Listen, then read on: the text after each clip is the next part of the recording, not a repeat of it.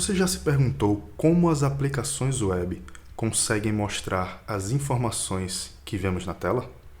Como, por exemplo, quando você faz login em um site e as informações da sua conta simplesmente aparecem na tela imediatamente? A chave para isso está na comunicação entre quatro partes principais: o front-end, a API, o back-end e o banco de dados. Hoje, nós vamos entender como tudo isso funciona e onde surgem as portas que podem ser exploradas por ataques como o SQL Injection.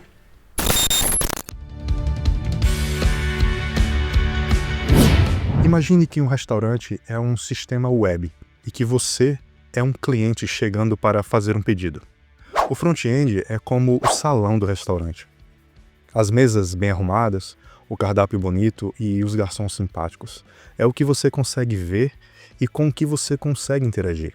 Quando você lê o cardápio e escolhe um prato e chama o garçom, você está usando a interface do restaurante, da mesma forma que um usuário interage com botões, formulários e os menus em um site. Já o garçom é como a API. É ele quem recebe seu pedido no salão e leva até a cozinha. Ele não prepara sua comida, ele apenas transmite a informação corretamente. Da mesma forma, em um sistema web, a API ela pega esses dados que você enviou no front-end e entrega esses dados para o back-end e depois traz a resposta de volta até você. O back-end é a cozinha do restaurante. É na cozinha onde a mágica acontece. Os chefes pegam o pedido que o garçom trouxe, preparam a comida e organizam tudo antes de enviá-la de volta até você.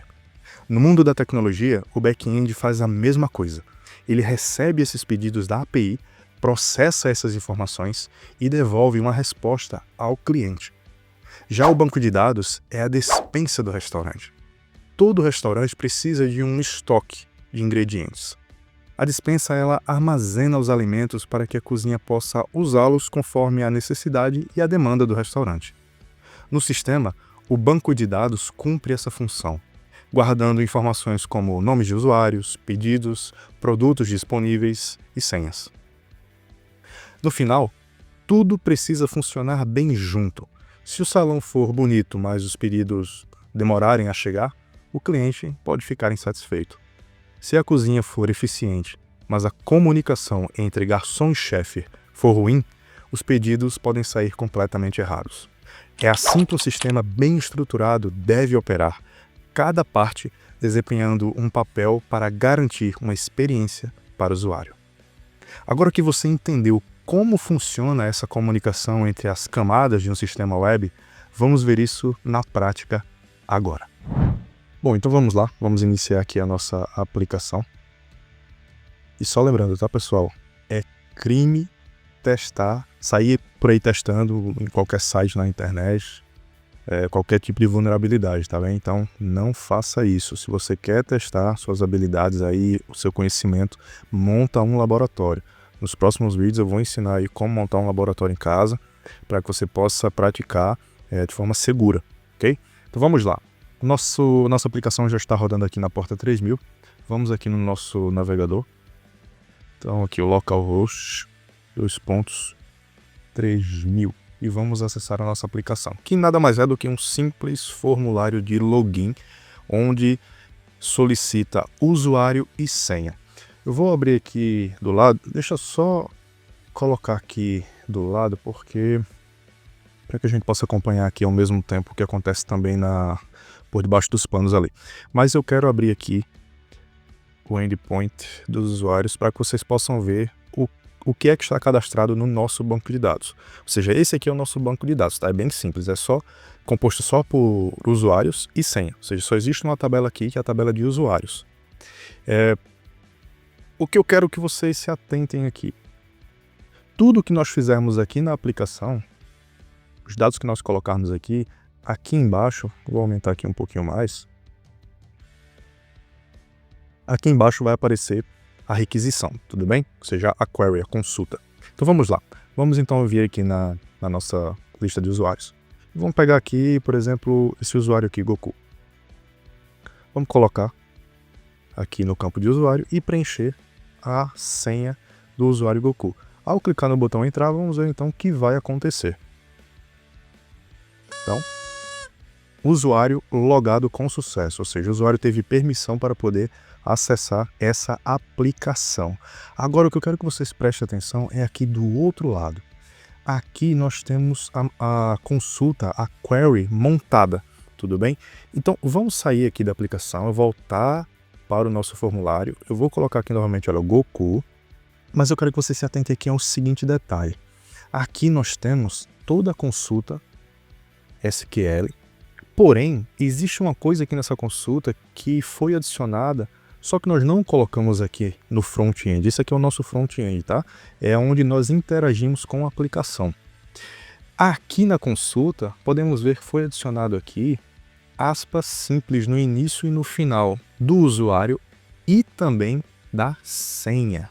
Ou seja, a nossa consulta ela é composta por pelo select, esse asterisco from user, né? Isso aqui basicamente quer dizer, selecione todos os usuários da tabela users, todos os dados, desculpa, selecione todos os dados da tabela user, onde o username, o usuário seja Goku e a senha seja Kameha. Tudo que é colocado entre aspas simples ou aspas duplas, isso se torna uma string. Tá? Uma string nada mais é do que texto. Por exemplo, se eu colocar aqui letras e colocar entrar, vamos ver que na consulta, tudo isso aqui foi colocado... Opa, ele deu usuário em senha incorretos, né? Vamos voltar aqui. Tudo isso aqui passa a ser inserido entre aspas simples. Então, tudo isso aqui passa a ser texto. Como assim? É um pouco confuso, né? Porque pra gente, isso aqui nada mais é do que um número inteiro, certo? Então isso aqui pra gente é um número inteiro. Porém, para a aplicação, isso aqui passa a ser texto, passa a compor o texto do usuário, tá bem? Do nome do usuário. Então, isso aqui já é um comportamento que a gente pode analisar e pensar, né? Poxa, se a aplicação ela tem esse comportamento, ela automaticamente adiciona essa aspa simples e transforma isso em uma string, o que acontece se eu tentar colocar uma aspa simples ali? Né? O que acontece se eu tentar inserir algo que talvez a aplicação não esteja esperando? Porque se ela já insere isso aqui automaticamente, ou seja, isso faz parte do comportamento dela. Então vamos fazer aqui um teste. Vamos usar agora o nosso usuário admin. E vamos colocar aqui uma aspa simples no final. E aqui eu vou colocar também qualquer senha. Vou clicar então em entrar e ocorreu um erro no servidor. Ou seja, nós conseguimos mudar o comportamento da aplicação. Nesse momento é como se a aplicação ela tivesse entrado em pânico, porque ela tem um certo comportamento, ela espera receber algo, mas ela recebeu algo que ela não imaginava. Então a aplicação ela basicamente entra em pânico. E aqui eu quero atentar vocês para o seguinte, nem todo erro ele indica uma vulnerabilidade, mas uma vulnerabilidade bem explorada, ele pode causar erros inesperados nessa aplicação que podem indicar sim uma vulnerabilidade. Então se atentem a isso, isso é muito, muito importante. E no nosso caso aqui, essa adição dessa aspa simples também é um detalhe bem importante. Por quê? Tudo que está dentro da aspa simples é um string e passa a ser texto. E tudo aqui que está fora é uma consulta sequencial, onde o comportamento da aplicação é que ela espera que haja um match ali entre o usuário e a senha. Ou seja, tem que haver um match para que o usuário tenha permissão de poder entrar nessa aplicação, de poder acessar essa aplicação. Agora voltando aqui então ao nosso formulário, nós já sabemos que nós conseguimos inserir algo a mais nessa consulta, algo que o próprio sistema não esperava. Então isso nos dá uma grande vantagem. Nós vamos adicionar aqui uma payload para tentar mudar o comportamento dessa aplicação. O que é uma payload? Basicamente, vou tentar explicar aqui de uma forma bem simples. Uma payload, ele é... Imagine que você entrou ali, acessou um site na internet, uma loja, e comprou um Tux de vidro. O que é um Tux de vidro? Para quem não sabe, o Tux é o mascote do kernel do Linux, é aquele pinguim. Imagina que você comprou um Tux desse tamanho de vidro. E essa encomenda ela precisa ser transportada. Por ser um equipamento frágil, ele precisa de todo o cuidado. Então, a loja onde você comprou, ela vai agora colocar esse item dentro de uma caixa, e ali na caixa ele vai colocar várias outras coisas, como plástico bolha, aqueles frufruzinhos lá com o seu nome, que você põe para evitar que o item danifique durante o transporte. Então, ou seja, a caixa, quando chegar na sua casa, vai chegar aquela caixa enorme.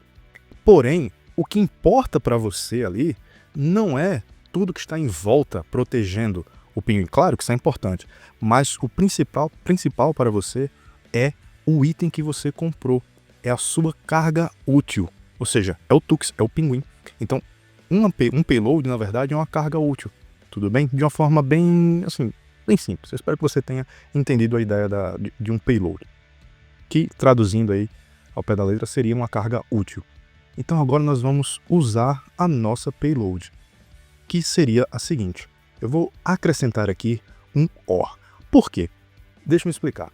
A partir do momento em que eu acrescento aqui uma aspa simples, eu mesmo estou fechando essa primeira aspas que o sistema coloca nessa consulta. Então aqui eu estou fechando ela, abrindo para adicionar aqui uma consulta sequencial. Aqui no caso temos um AND, eu estou acrescentando um OR. Novamente agora dou um espaço, acrescento aspas simples 1, aspas simples, um sinal de igual, e novamente aspas simples 1, aspas simples. Essa é a nossa payload. Aqui eu vou colocar só uma letra A. Essa então é a nossa payload. Será que isso aqui vai dar certo? Será que nós vamos conseguir enganar esse sistema? Fazer com que esse sistema aceite isso como verdadeiro? Porque basicamente o que o sistema espera é que tudo isso aqui seja verdadeiro. Ou seja, que o nome de usuário e a senha sejam verdadeiros. Vamos então testar? Vou clicar aqui em entrar e erro no servidor novamente. O que será que aconteceu? Vamos analisar. Analisando aqui então nossas strings, nós temos aqui então primeiro grupo aqui. Essa string aqui foi eu que adicionei lá, recordam? Então eu fechei aqui essa primeira string. Eu tenho aqui então uma consulta sequencial, que é o OR. Em seguida temos o 1 entre aspas simples, 1 igual e 1 novamente. Porém, aqui nós notamos que existe algo sobrando aqui. Então essa aspas simples a mais, talvez seja ela que esteja causando esse erro. Vamos então voltar aqui e retirar isso. Agora vamos enviar novamente a nossa payload e ver se conseguimos o acesso à aplicação. E voilá! Conseguimos então o acesso à aplicação. Analisando então a nossa query, nós temos aqui a primeira string, que seria o admin, finalizando aqui com a aspa simples que eu coloquei. Temos então aqui a consulta sequencial, que é o OR, e aqui o 1 igual a 1. Essa aqui o sistema havia adicionado, e agora ele adicionou aqui porque eu retirei uma. Então, como que essa consulta agora está? Ela basicamente está dizendo o seguinte: selecione todos os dados da tabela users, onde o username seja admin, ou 1 seja igual a 1. E agora eu faço uma pergunta para você. 1 é igual a 1? É claro que sim. 1 sempre é igual a 1. Então aqui eu estou basicamente enganando o sistema, porque o sistema ele quer que essa condição seja verdadeira. Ele quer que o usuário e a senha sejam verdadeiras. Então se eu for parar para analisar aqui, o usuário admin tem a senha A? Não. Eu não sei qual a senha desse usuário, mas a partir do momento que eu mudei essa lógica dessa consulta sequencial, onde eu digo que o username ele precisa ser admin ou 1 igual a 1. Então essa sentença, vamos chamar assim, passa a ser verdade. Então o sistema simplesmente ignora o usuário e a senha errada e me dá acesso ao sistema. Vamos sair aqui então. Tudo bem, mas e agora? Existem outras formas, outros payloads que eu possa usar para acessar sistemas como esse? Porque isso é algo muito simples, né? E sim, existem outras payloads, existem várias na verdade. E eu quero mostrar apenas mais um aqui para vocês, que é, por exemplo, o nosso admin, aspas simples, traço, traço. O que isso quer dizer? Nas linguagens de programação, existe uma coisa chamada comentário, e cada linguagem tem a sua forma de fazer um comentário. Por exemplo, aqui nós temos essas barras duplas aqui. Tudo que vem após essa barra dupla, na mesma linha, é um comentário. Esses comentários, eles não são processados durante a execução do código. Isso é completamente ignorado. No caso do SQL, nós temos uma forma de fazer comentário, que é o traço, traço. No Python, por exemplo, existe o jogo da velha, né? Ou não lembro agora qual o outro nome que dá para isso. O jogo da velha, em Portugal, se chama cardinal, enfim.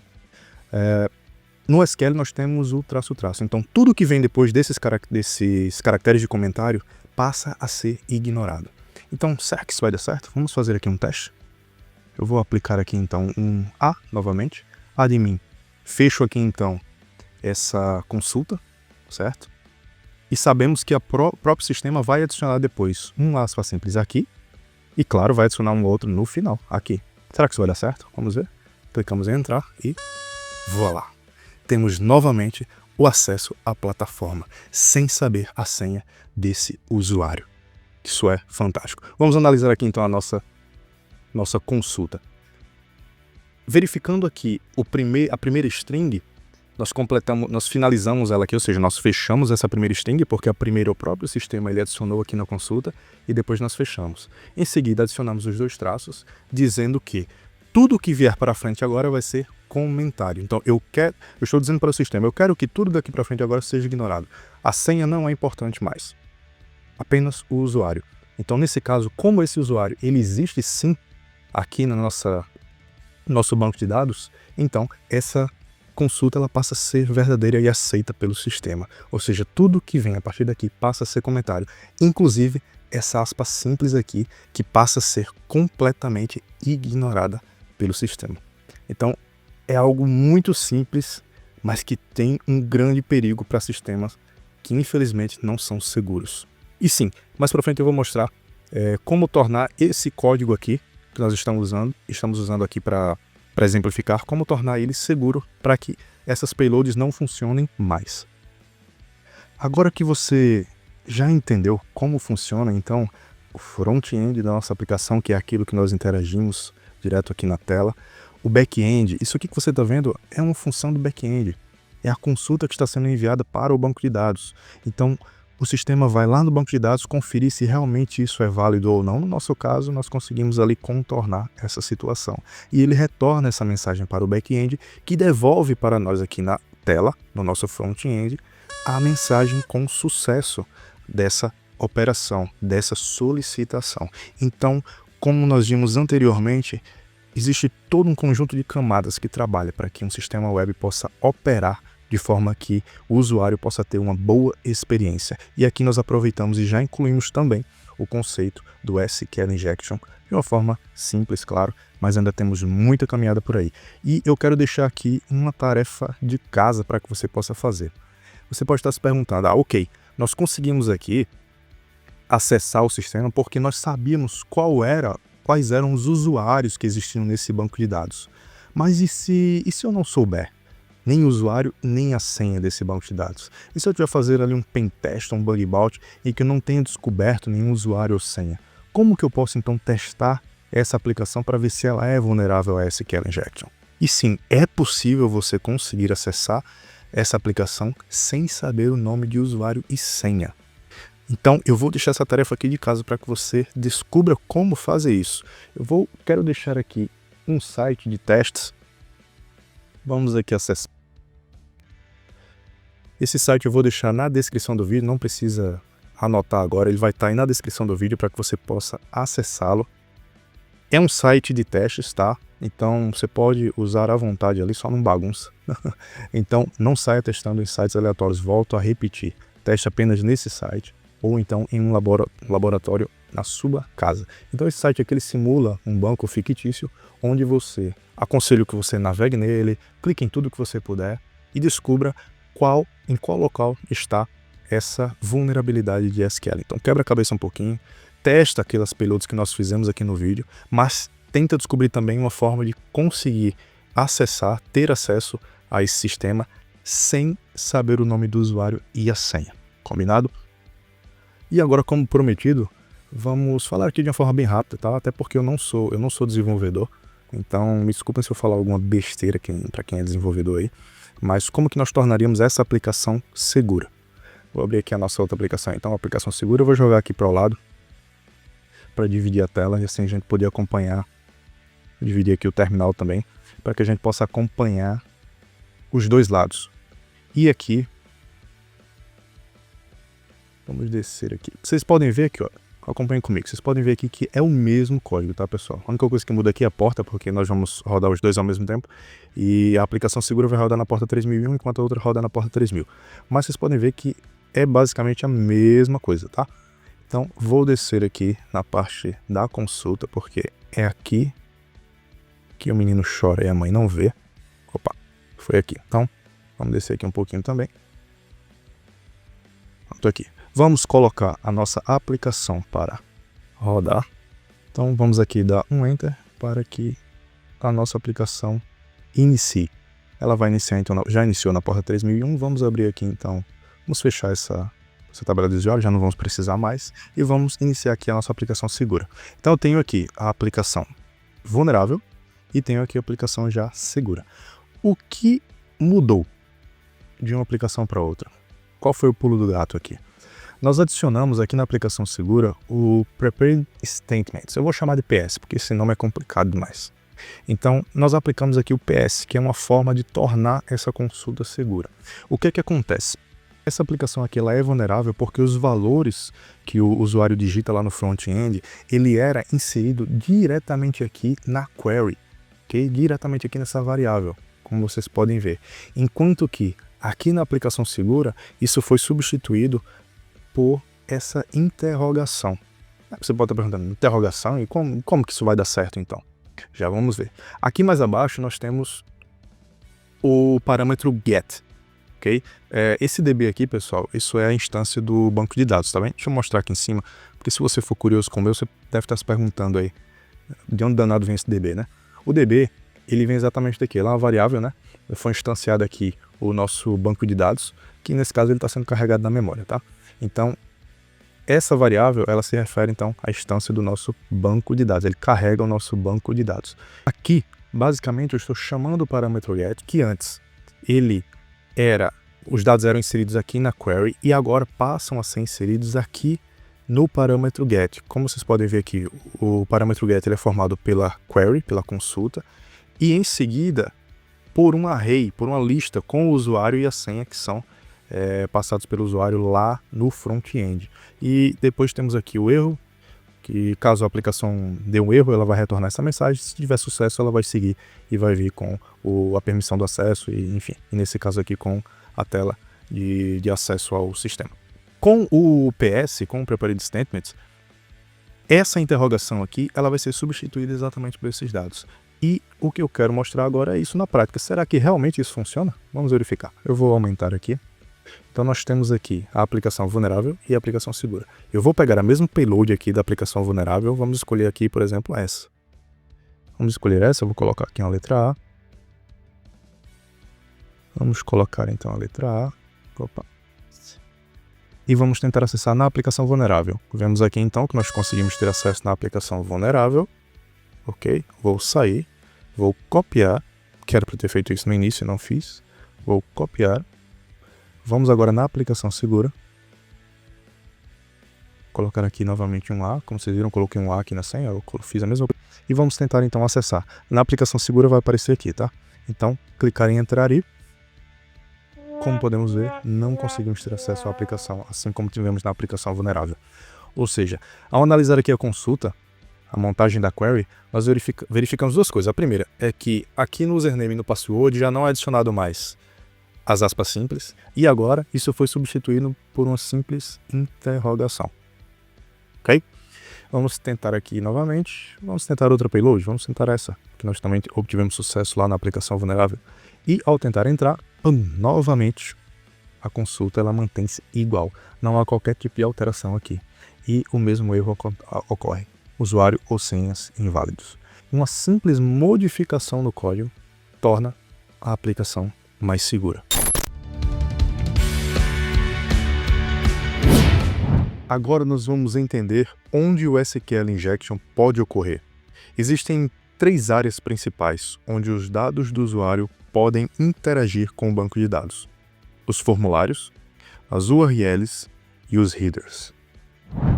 Os formulários são campos de texto em uma página web. Eles podem ser formulários de contato, comentários e login, por exemplo. Esses dados vão para o servidor, e se o servidor não verificar corretamente o conteúdo, aí lascou, porque um atacante pode inserir comandos maliciosos nesses campos.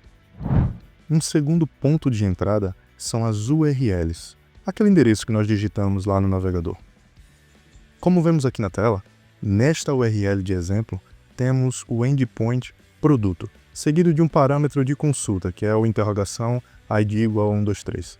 Ou seja, eu estou solicitando para que a aplicação ela me retorne o produto 123 na tela. Imagine que esse produto 123 é um papel higiênico. Se o back-end não sanitizar a entrada do usuário, um atacante pode manipular o parâmetro ID e inserir comandos SQL, dessa forma enganando a aplicação. Além de formulários e URLs, outro ponto de entrada para o SQL Injection são os headers HTTP, que são informações enviadas através do cabeçalho HTTP. Esses headers carregam informações enviadas pelo navegador, como cookies, IPs, agentes de usuários ou dados de autenticação. Se o servidor não validar corretamente esses dados, um atacante pode simplesmente manipulá-los para explorar vulnerabilidades no banco de dados. Mesmo que esses dados sejam invisíveis para o usuário, se eles forem maltratados, podem ser explorados. Nós vamos nos aprofundar nesse tema nos próximos vídeos, quando falarmos de técnicas mais avançadas como o SQL Injection Blind. E aqui eu quero abrir um parênteses para falar sobre a importância de você ter uma boa base. É muito importante que você estude redes, sistemas operacionais, TCP/IP, criptografia, enfim. Se você tiver uma boa base, isso vai fazer com que você seja um profissional diferenciado. E se você for uma pessoa curiosa, aliada a uma boa base técnica, com certeza você será um excelente profissional de segurança da informação. Esses pontos de entrada são como portas, que se não forem bem trancadas, podem ser abertas por quem sabe o que fazer e quais palavras mágicas usar. No próximo vídeo, vamos aprender os fundamentos do SQL, a linguagem por trás dos bancos de dados, para entender como eles funcionam e como podemos explorá-los de forma ética. Não esqueça de fazer o desafio proposto neste vídeo. E lembre-se, o conhecimento é o melhor firewall. Até o próximo vídeo e pacá pacá.